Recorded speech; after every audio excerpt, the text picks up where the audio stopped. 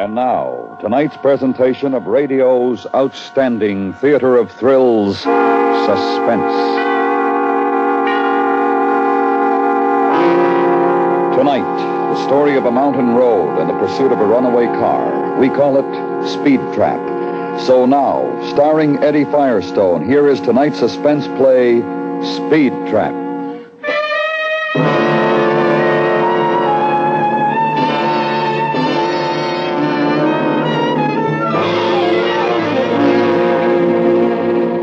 Sometimes it takes you years to get to know a guy. Sometimes on the highway patrol, you learn all about a man in 10 minutes. Like the night Craig Hollister checked me out on my new beat. South shoulder here. I didn't answer him. I was too busy sweating the grade. The wheel was easy in my hands. Too easy, like it always is on a slick highway. My headlights caught the rain and sleet slanting down from the pass. It was steamy inside the patrol car. Hollister wiped the mist off the windshield.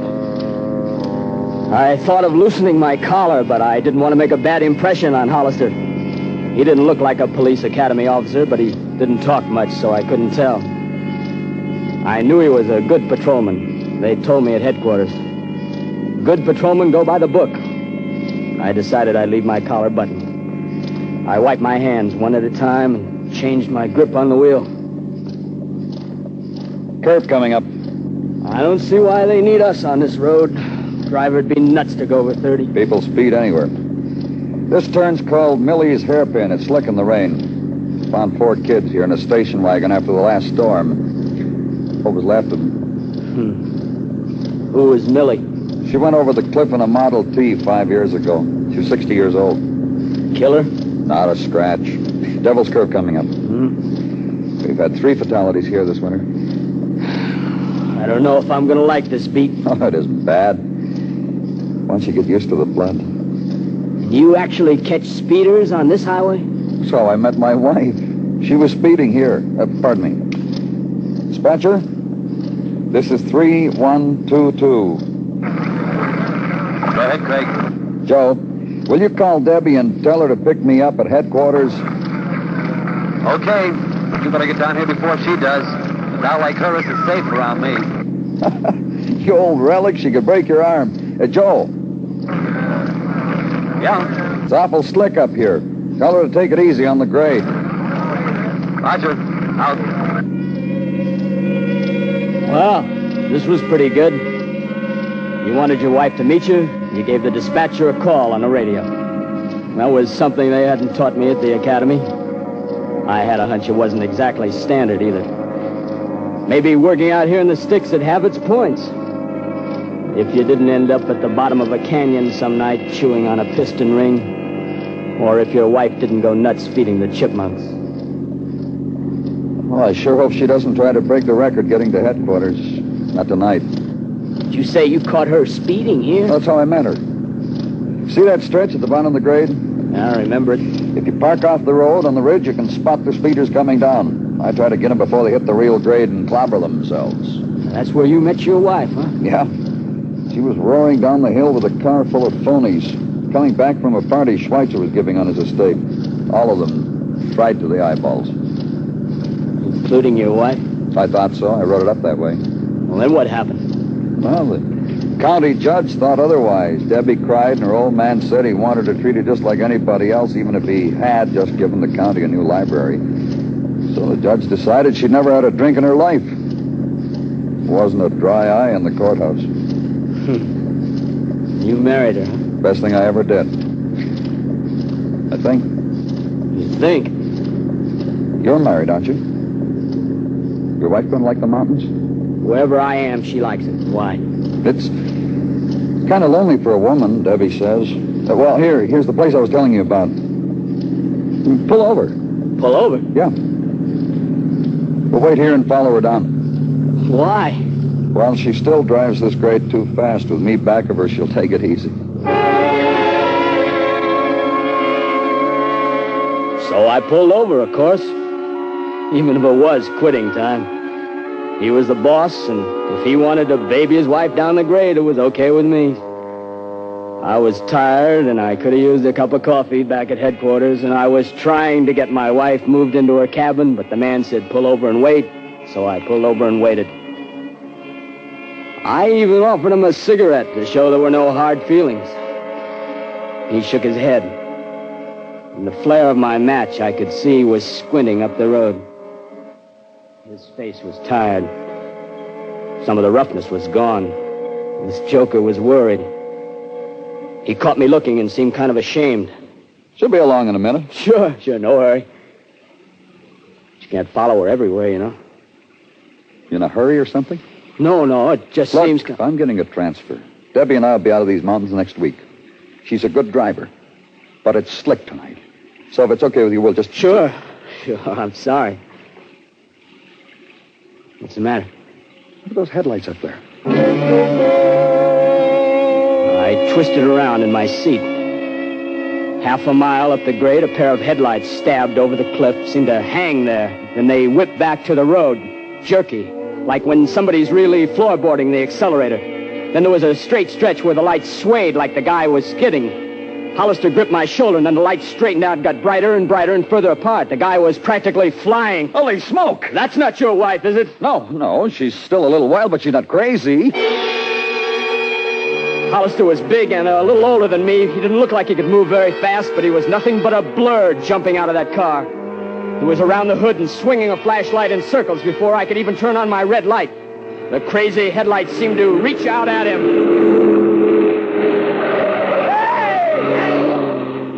You okay, Hollister? Yeah. Let's take him. Holy cow, I thought you'd had him. Close, but no cigar. He must be plastered to the ears. Get his tag, the light's blinking. Yeah, I just see there was a convertible, that's all. Convertible? Yeah. Aren't you going to call a dispatcher? No. Pappy ought to be parked near halfway house. 2429. This is 3122. It was a convertible, all right, and I'd caught a flash of the driver, and my heart had flipped. It was a woman driver, young, blonde, with a crazy grin on her face. I felt sick. 2429. I'd picked up the pieces after a few wrecks down in the valley. It's bad enough when it's a man, but a young girl. 2429. This is 3122, Pappy. We're in pursuit of a possible 502 3 miles north of halfway house. Just about ran me down. He's weaving all over the road. Be careful. Roger. I'll try to take him. Her, not him. Take this curve tight, buddy. What did you say? That driver, it's a woman. A woman? I think so. Okay. After this curve, you can cut loose for about 800 yards. Try to get me close enough to spotlight her license. Hang on, partner. You get the number? No. Maybe on the next stretch. We don't need the number. What do you mean? I know the number. You know it? How come? It's Debbie's car. Well, your wife? You must be nuts. It's Debbie. Why would she try to run you down? She doesn't know what she's doing. What do you mean? She's fried, plastered. She's going to roll that thing, and that'll be all. That'll be all. This guy was shook.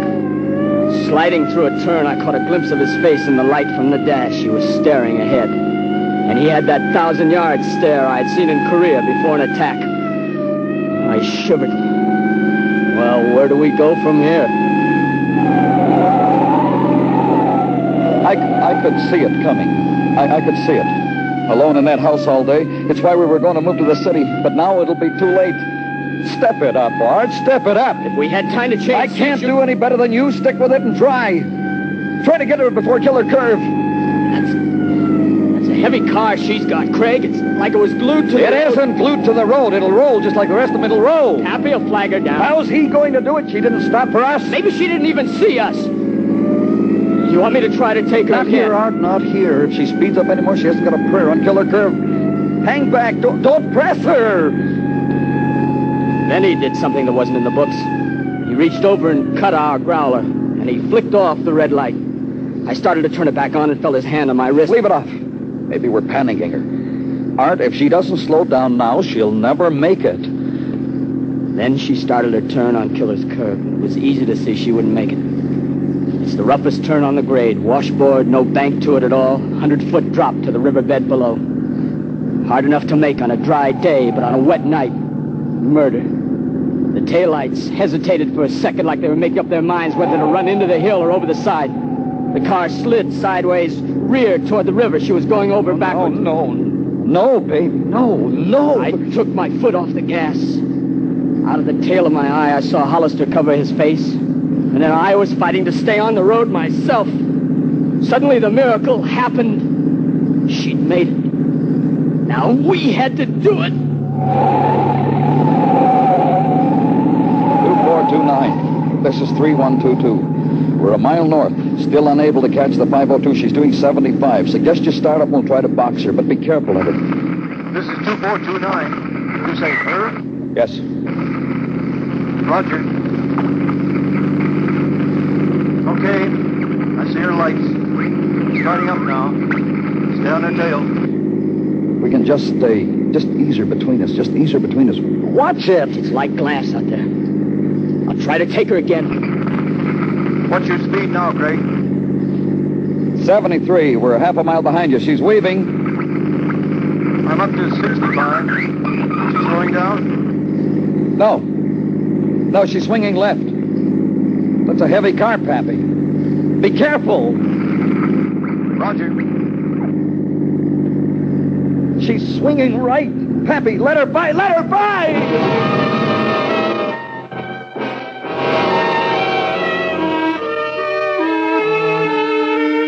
Let her by.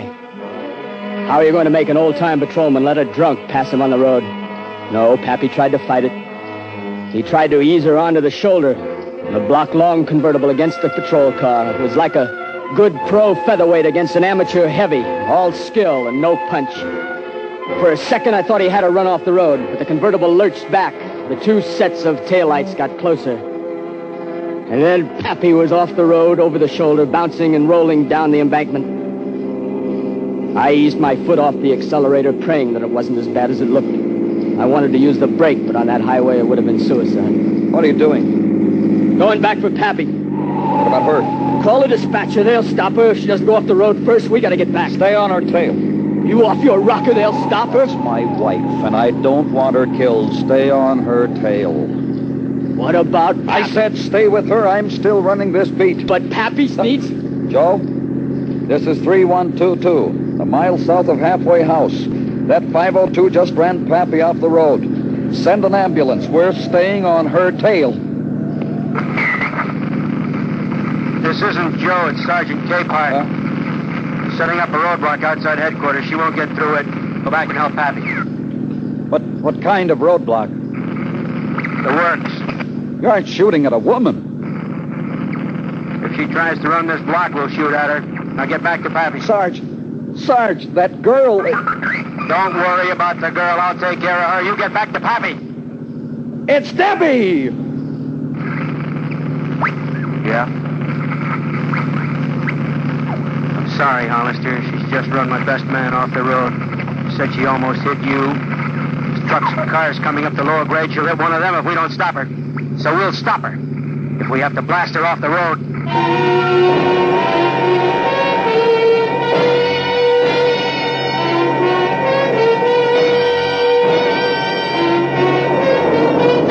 You are listening to Speed Trap, tonight's presentation in radio's outstanding theater of thrills, Suspense.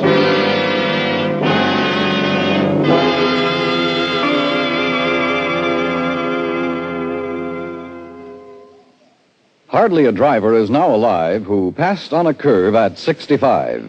Slow down, driver, if you're pushing even a little bit too hard for the road conditions ahead tonight. Play it safe behind the wheel. Your life depends on it. The lives of others on or near the highways depend on it, too. Safety first behind the wheel. Don't make a death trap of your automobile. And now we bring back to our Hollywood soundstage Eddie Firestone with Larry Thor, starring in tonight's production, Speed Trap, a tale well calculated to keep you in suspense.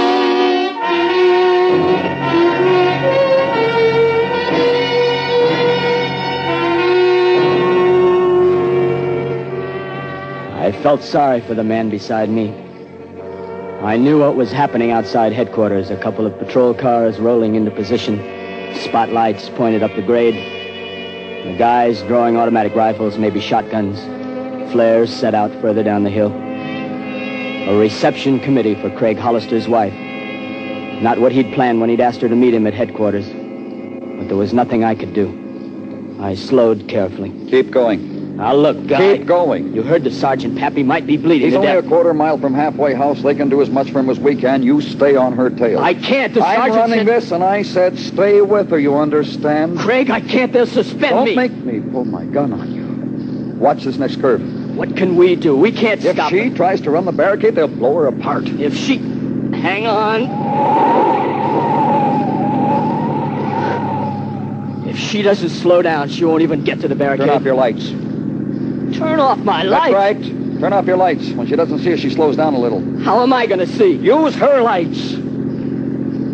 Her lights. Fine. Great. But what if there was something coming up the grade? I wondered if Hollister had gone nuts. I shot a look at him. He was peering ahead, and he seemed to have got a hold of himself. I didn't really think he'd pull a gun on me, but suddenly I knew I'd go along with whatever he was trying to do, even if it cost me my badge. I flicked off the lights. It seemed to help. The car ahead lost some of its crazy fear. You're gaining. Slow. Slow and easy. Watch it. Okay, use this stretch here.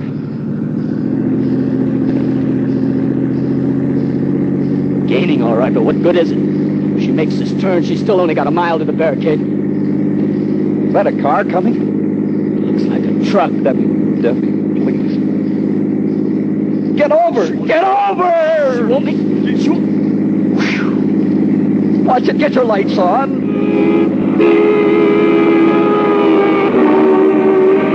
Now, catch her. Every time I put on another mile an hour, we start to I slide. have to get closer. I'll never do it from here.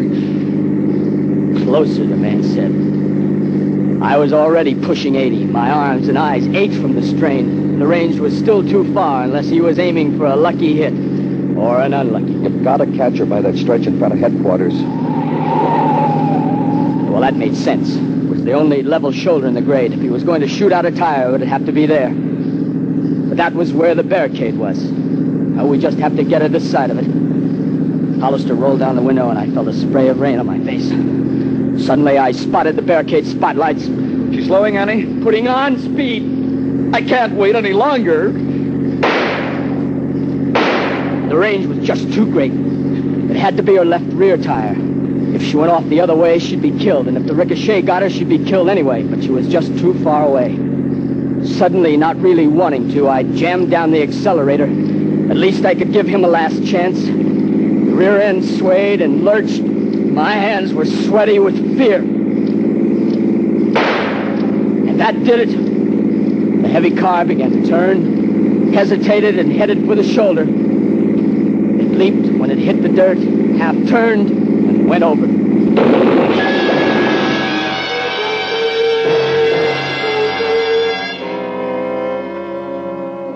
I skidded all the way through the roadblock.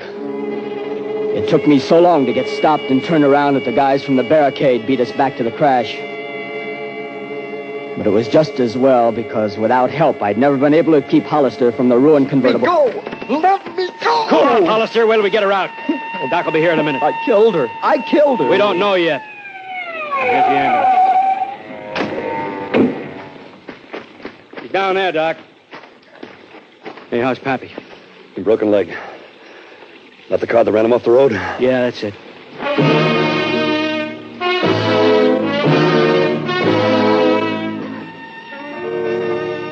It seemed like an hour, but it was only a couple of minutes before the doc scrambled out of the ditch.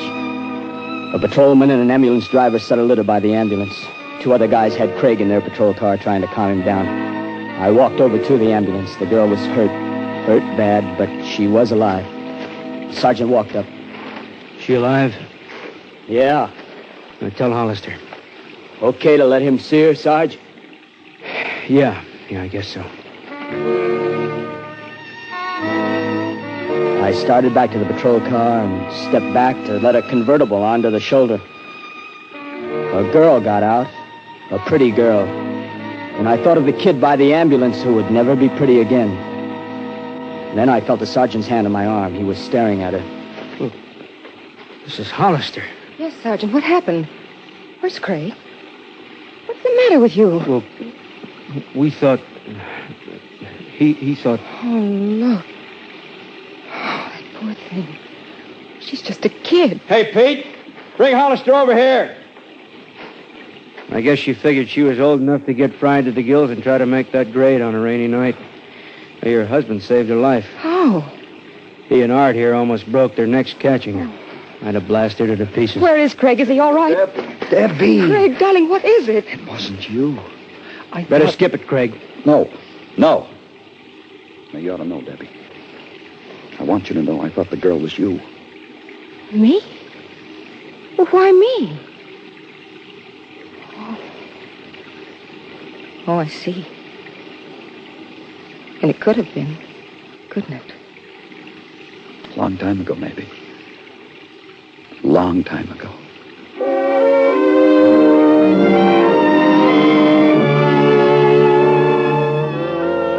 Well, his arm was around her when they walked away, but Debbie Hollister had a kind of thoughtful look in her eye. You kind of wonder at a time like that what two people are thinking. I turned back to the sergeant. You okay? Oh, sure. Yeah, Sergeant? About us not going back for Pappy. I was driving, you know. Yeah, I know. Well... Forget it. Learn anything tonight? Yeah. I learned something.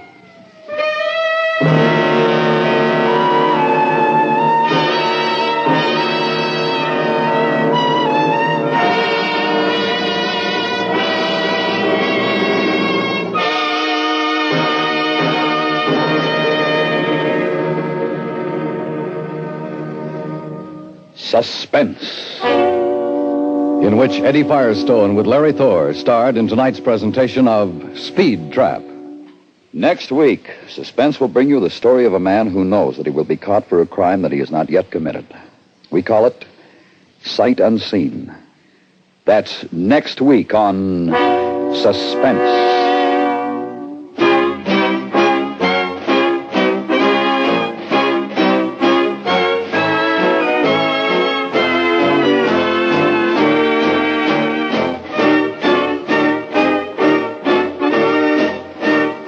Suspense is produced and directed by Anthony Ellis. Tonight's script was written by Mr. Hank Searles. The music was composed by Lucian Morowick and conducted by Wilbur Hatch. Featured in the cast were Lillian Baeff, Tom McKee, Ted Bliss, and Jack Crucian. Listen while you work. Enjoy Perry Mason every Monday through Friday in the daytime on the CBS Radio Network.